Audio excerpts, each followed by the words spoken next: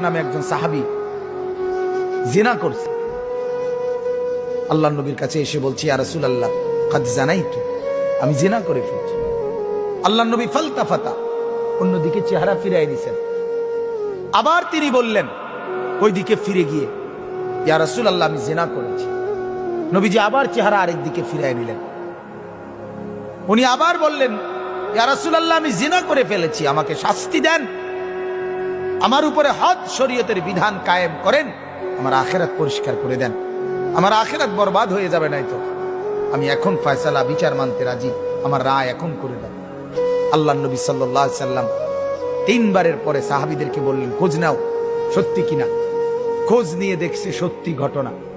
আল্লাহর নবী সাল্লাল্লাহু আলাইহি সাল্লাম বলছেন, গর্ত খনন করো। গর্ত খনন করছে। ওই সাহাবীকে গর্তের মাঝখানে কোমর পর্যন্ত দাঁড় করাইয়া বাকি সাহাবীদেরকে বলছে তাকে পাথর